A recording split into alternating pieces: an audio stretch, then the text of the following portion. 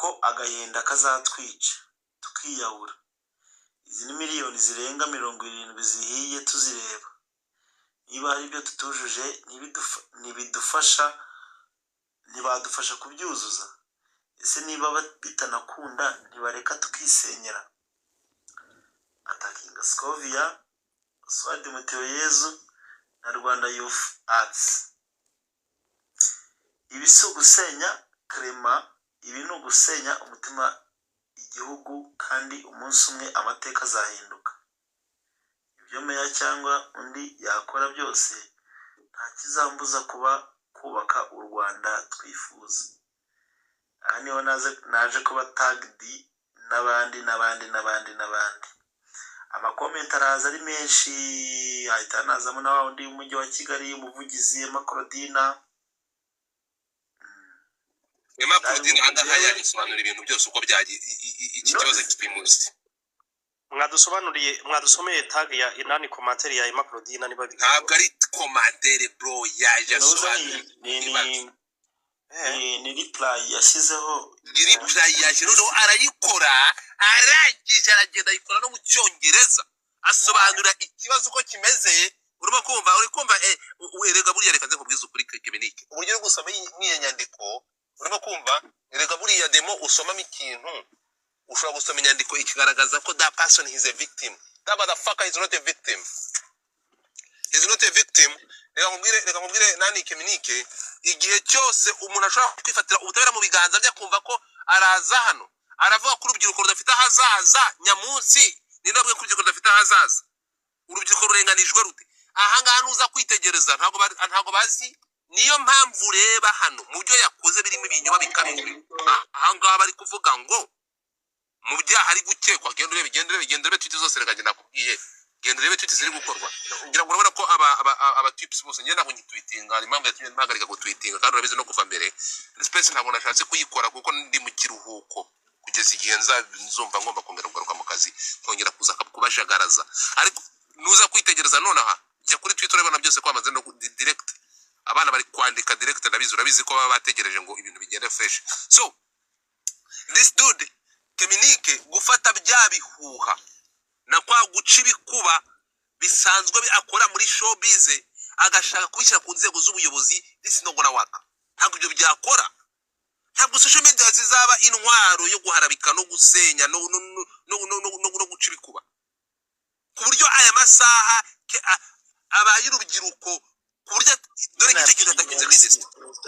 Dore nk'ibintu atagize minister w'urubyiruko, niyo mpamvu yivanye yahise yitagingura avamo. Sometimes tuje tureba social media ari gihe abantu babona bakoresha social media bakuba kwa inde bataginza kivanamo. Minister w'urubyiruko tuma twishima umushuti wa Kebenike. So Mr. P, thank you.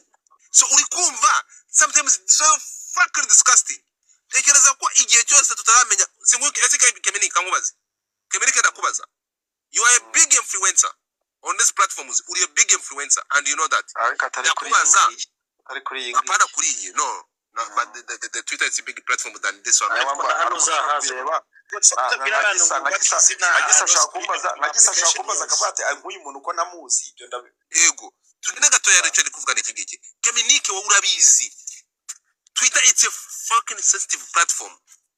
Ushobora gukora tweet imwe ugafungwa. Kuko it's a big platform more than this by the way. So ndashaka kubaza ko kutarafungwa. Ntabwo nenga ntuyivuga ibintu nturi umuvugizi wa rubanda ntuyivuga. So hari umuntu uvuga kundusha.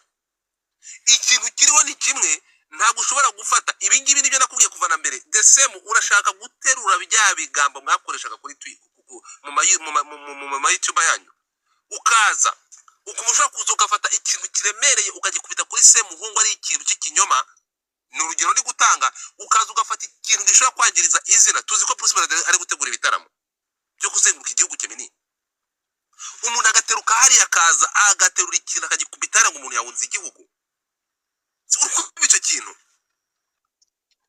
So ibyo bintu rero warangiza ukuva ko ntawe gukurikiranye. Bruce Melody afite umwanya wo kujya gukurikirana yibere ari bise mu bintu bye n'abandi ukumva ko Semuhungu uranga wishakira amahoro no kwiyubaka atera kugukurikirana, ukagera utinyuka inzego z'ubutabera bro.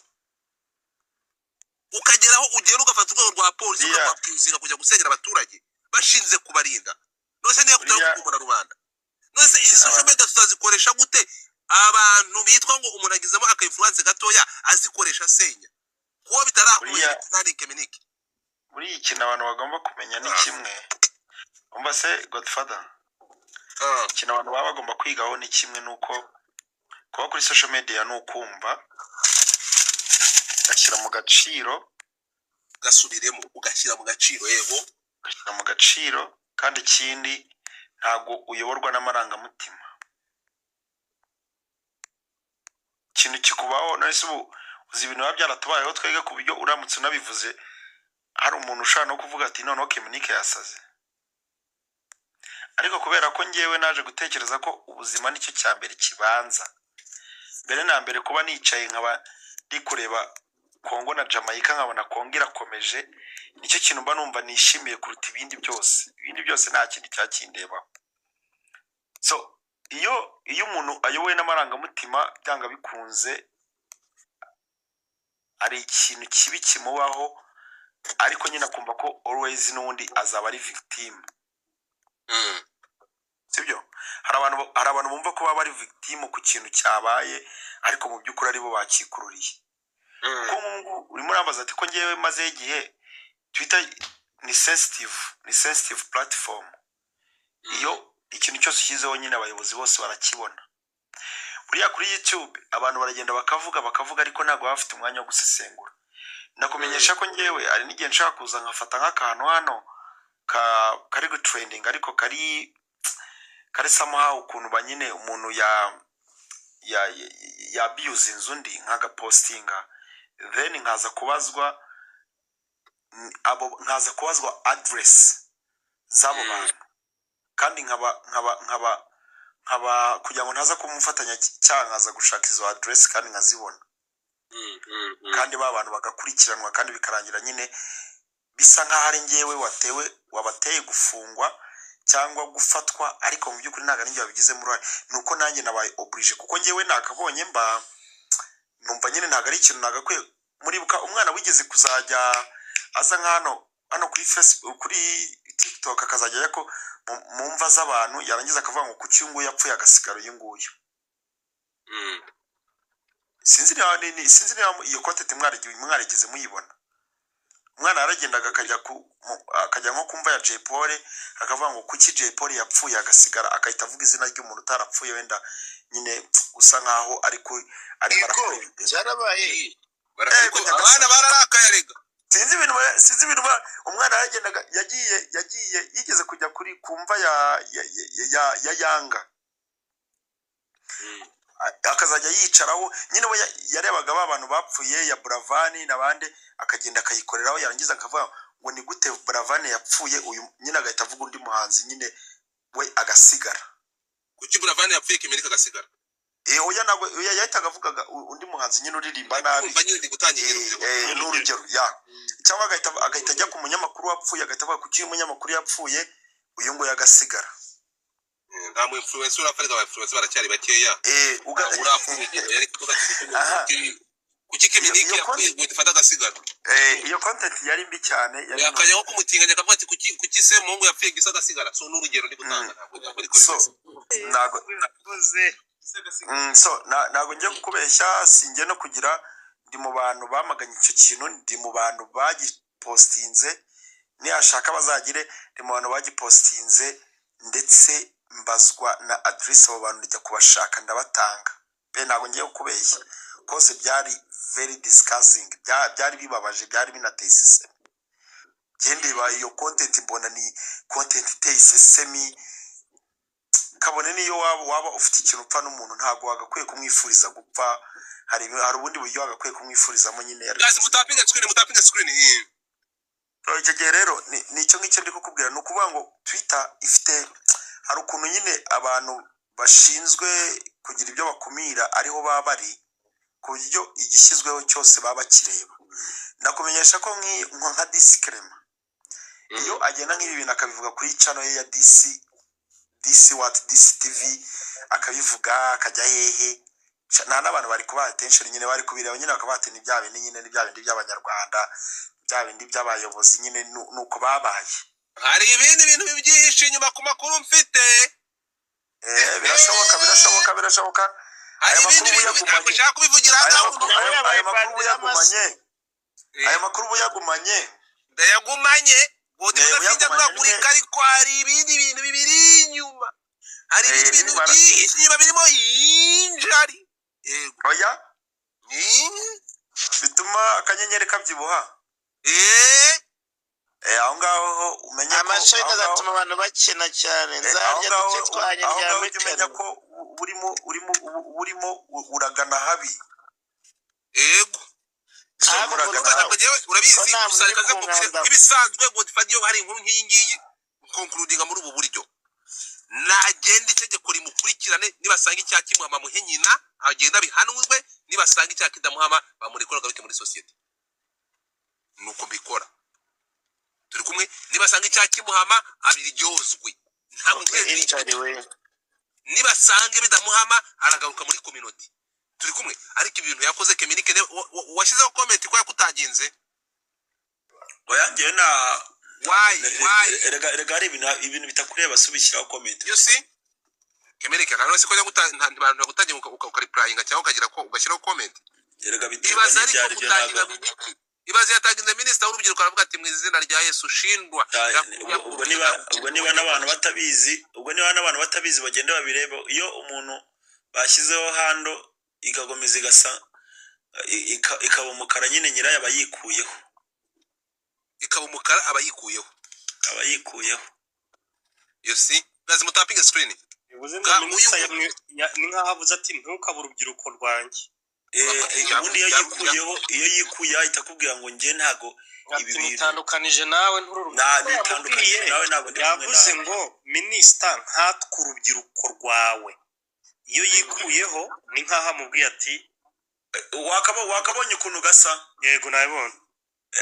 abantu bakoresha Twitter baba babizi ukuntu bita bigenda. tutariho kunyena Dakaiman. Minister yamubwiye ati kitwe urakapfuta abaye urubyiruko nyobora. Keminike Godfather amagambo ntago minister yavuze genda. Keminike ariko yavuze ndi Gusabye inzego zishinzwe gato yamutaginze unati ndakubanye bana muri aya manjwa yawe tukagendeshe kumwe. oya minister yavuze dore icyo minister yavuze. Minister yavuze ngo ibi bintu byawe ntabwo ndabimenya neza ndaza kwambikurikirana nzagusubiza. nuko bagusubije. Keminike kubaza akabazo.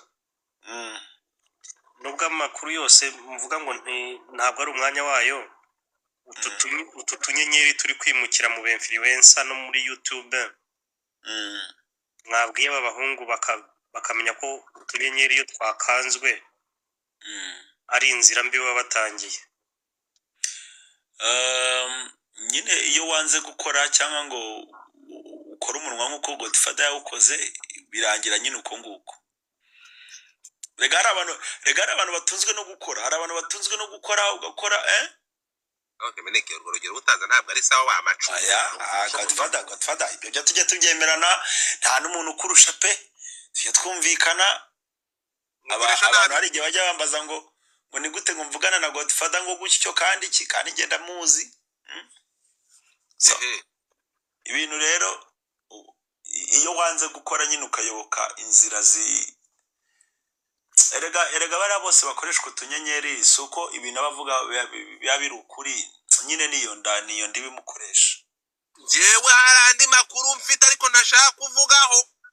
oya buyaretse ayo makuru Godfather ayo makuru buyaretse jewe hari ibyo ntashaka kuvugaho nonaha. reka mbe nfunze umugabo. nta kibazo buyaretse ariko ririya shuri tuzamenya imirariko. ubanze mudukandeho uko gisirema ntabwo nanditse ko ari profeseri. mu gihe tutaramenya nk'iri ririya shuri mwe mudukanda. kandi disavati mwadusenyeshe dufite abana 50 bamijana 180 dufite. agataho abantu mukunda Kongo igiye mu gikombe cy'isi sinze Jamaica kimwe kose. Imana ishimwe Jamaica yitwaye nabi. Goma cyangwa uvuga Kinshasa. none ngo muri rusange pe erega twege ntabwo ibyo bintu bya politike tuba tubirimo twe tubirimo twirebera watsinze ababirimo ni ibyanyu twege abakunda football tuba tubirimo ariko Jamaica yari yagerageje ariko Congo muri extra time itsinze kimwe ku busa ariko Amavubi yatsinze abazungu Estonia rero abantu batazi Estonia ni ikipe ikomeye bro ya hatari Zisikema mva mu maso genda ubazwe ibyo wakoze kicwa n'uburoro ese Godfather amakuru ahari nuko nawe ngo mwari mufitanye amakimbirane nibyo inde twamamagariye umusaza witwa Dekati Babarau papa Kasuku mwana ndanamukumbuye Babarau ndanamukumbuye Dekati Babarau na Kasuku bro Dekati ndamukumbuye mwana uravuga kugera amakimbirane nande weke meni noza disi nyine biragaragara ari abantu bashaka uzabaze nyine wewe no clarifying ibyo bibazo byawe yo dude ntabwo Godfather jewe uranzi si iyo ntabwo cyo kujyana n'umuntu ikibazo ngo ngiye mbihishe ntabwo ari uko bimeze kira kinyabwoya nta kibazo mfitanye nacyo ariko jewe iyo uje reka mubwire umuntu abaye ikinyabwoya yuko urumva ikibazo kijyana ndakubwira impamvu turi kumwe iyo ufashe uretse kubwira ikintu kimenike igihe cyose ufashe igifu cyawe ukagishyira imbere ntabwo ngiye nta muntu nigiwe iyo ufashe ikintu ukagenda ugatangaza ibiwa kuva kuwa mbere ariko jya nawe ubahuka inzego urimo kunyumva ukakizinga urwego rwa polisi ngo bagiye gusenyera abaturage rushinzwe kurinda urumva uwo muntu ari gusa uwo muntu ndacyamufitiye sympathy ibyo ngibyo tubyihorere ufashe umuntu ari kuzi gufata umuntu Eric Semuhungu ngo uyu si inshuti yawe bro ukamwakizinga gusambanya abana b'imyaka 7 urukumva icyo kintu kubera icyo waje kubyamagana abantu bagaceceka ukaza ukifata ejo umusibe ejo nibwo yajya aratangaza ngo umuntu bita Bruce Melody bro uri gutegura ibitaro bizunguruka igihugu aragenda atangaza ngo yahunze igihugu ese ako kantu wakanyohereje nge ntabwo nakabonye bari birababaje kandi umwe ngo wakabonye ubwo sinzi ibintu nari ndimo nakabonye hagati uwo muntu ndavuga ntisigaho ariko kubera ngo difata mwebwe mubizi ngiye murabizi ngende netre beze nk'inda ya Amsterdam bitangubwira ngo we not gonna tolerate this uretse gato ntabwo ibingibi ari byo kwihangana nabivuga ngo ese kabazi nzagira ikibazo nande cyo kugira ikibazo nande I speak my mind nkamagana kibi aho kiba kikagera niyo kubera ikibazo tukamfatanya kwamagana kubyashyize kuri Semuhungu singuyu yigaza ntiyaje abantu bakamama makuru ngo twaramusenye ngo twaramubaze twaramaganaga uyu muhigiti wagiye kumushinja abana atigeze anahura nabo hanyuma se Bruce Melody yahunze igihugu cyangwa ari mu Rwanda gutegura ibitaramo ariko reka mubaze ikintu kimwe Semuhungu reba ibitaramo bijye kuzungura iki gihugu bipima amamiliyari bro zaburarwa zemvese nk'amafaranga ibigo bikomeye bishyize nk'amafaranga hanyuma inturo ikaza igahita ivuga ngo umuntu yahunze igihugu uri kumva ibyo bintu biturukaye so sinzi uko icyo kintu kubera ko ashaka kuzana imvuru n'umwiryane uwo muntu ngo tuzanga ngo tumubwire ngo yego ngo yego no ntabwo ari byo mureke ikibi tukiti kibi ikida tukiti kiza genda urebe ku nkutanzi yavuze ko Bruce Melody yahunze igihugu bro ntabwo Bruce Melody twari tugwa kuri space ejo nabwo ari kuri live yanjye hano ari muri studio y'i Kigali none se which kind of social media tuyikoresha kuba influencers ducibikwa muri rubanda tugumura rubanda dushira amakuru y'ibinyoma muri rubanda ibyo ngibyo bizubaka iyo society ubu ndakubwiza ukuri hari abantu bamize amakuru bunguri ko Semuhungu yari yafunzwe yasamanyije abana b'imyaka 7 ubwo turi kuvugana hari abantu bazi ko ntabwo ari wowe hari abantu Semuhungu genda urebe ukuntu yahungese umuntu bita Ariya Kuru Semuhungu mu gusohoka kwawe nta nubwo wigeze unanyomoza amakuru yavugwaga waraje wikorera gahunda zawe yarabije ntabwo abinyomoje yaraje hano niba utarabyumvishe yaraje hano tubisubira abantu bose ntabwo baje hano bajya kumanga kuri buri nzu y'umunyarwanda mubwire ko ibyo ngewe impamvu ngewe nari ndasapotinga igitekerezo cyawe abantu benshi bazi ko Semuhungu yafunzwe azira kurepinga abana b'abahungu ariko mu kuza muri clarification zabaye kuri live yawe ntabwo yigeze ajya ku ma platform avuge ngo ngewe byari byagenze gute wenda nari nanyoye kabisa rigeze mu bwonko. Semungu, sometimes you answer the stupid people with silence. Okay, nibyo ariko nyine none se babandi noneho batabasha kugera hose bizagenda bite? Rega turi kuri social media naga ibintu tugitegereza amatangazo yo ku maradiyo. Kemini, for your information, twakije na RIB ku Kimihurura ibyo bita bari mediation, bari mediator yahise ajya kumurega. Yego namureze jena yatusimubabarira n'umuntu afite ikirego nda complaining ku bayobozi bakuru kugira ngo dosiye yanjye yihute kuko I was offended because bambwiraga what's going on outside byose barabimbwira. So but at the end of the day that dude arahubuka, niyo mpamvu ngewe nshobora ari inkuru ushobora kumubwira nkayigira amarangamutima cyangwa n'ababara, ariko inkuru y'uyu mutipe ndi kuyumvira hano none anyivuye mu nama y'abasangirangendo, ariko icyo nshaka kubwira cyo ntango imbabaje urakoze baje bafata umva twumvikana ikintu kimwe tutazigira twihanganira. Mujye muza mujye kuri aba ibi bya showbiz mujye kubyigaraguramo, ariko umva ibintu bitatu Kemini atugetseka buragubabaye tabazwa n'ikisana umwana wanjye kigariwe. Umva ibintu Kemini, umva ibintu ngewe nzaguruka nk'amagana siko bimeze. Kemini kerega nze mubwiza ukuri, ubundi ikintu bita ubuvuzi turi kumwe health, ubuvuzi mu gihugu ni ikintu umuntu atashyiraho comment uko ashaka, kuko umutekano none inzego z'umutekano kabiri kumwe n'ubutabera yego ndetse kubyumvikana aya ku butabera hari igihe arakantu ujya gushyiraho bitewe n'ibyo uri kubona. Ariko rega Godfather ejo bundi ko nabazinuza ko mutagize ejo bundi ndi kwamagana nari mu test covid oya it's fine, reka mabwire tujye sometime nimukajye mufata mutazajya mugira ngo igihugu cyacu gifata abantu kikabaniga. Umuntu aba afite right yo gutanga igitekerezo cye ukagitanga, ariko mu buryo buri mana buryo buzima. utajya kwabyizinga ende aryozwe ubuguri yakoze kandi iki gihambirwa gishyira n'uvuga ngo ushaka gusanga atari ibingi baziri, ushaka gusanga ziri ibindi bikomeye nyine biba biri aho ngaho nyuma y'amarito. Rero niba ari kuzira ibindi kuko ndabonye harimo ngo kwangiriza ibintu by'undi urumva ko harimo n'ibindi ari uza amakuru amaze kugeraho abantu bari bamaze kujya kumutangira ibirego yahungiye se uretse kubavuga ndavuga amazina yabo ngiye se ngira ibanga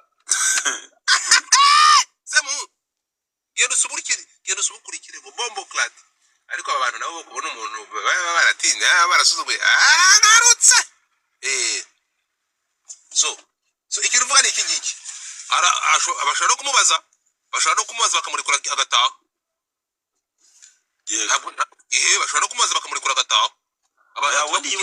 Mbase niba ari kuri Jabana mbase nkubwire niba ari kuri Jabana abari byoroshye, ubundi bikomereye wagiye Kimihurura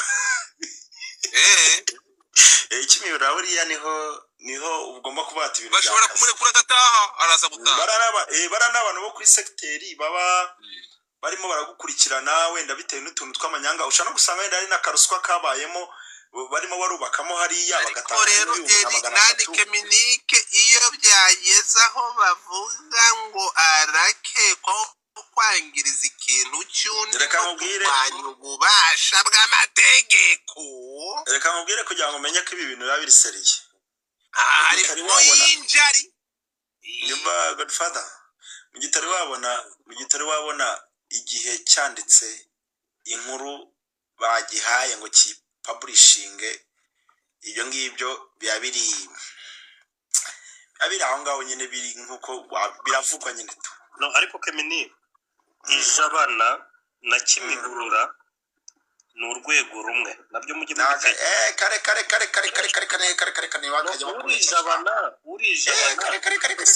ubundi Jabana bagiye kubaka yo uri Jabana umva Kemini ntabwo byagutangaza ngo kuba ari Jabana ngo cyangwa ngo igihe kitarabyandika abamusengera musenge cyane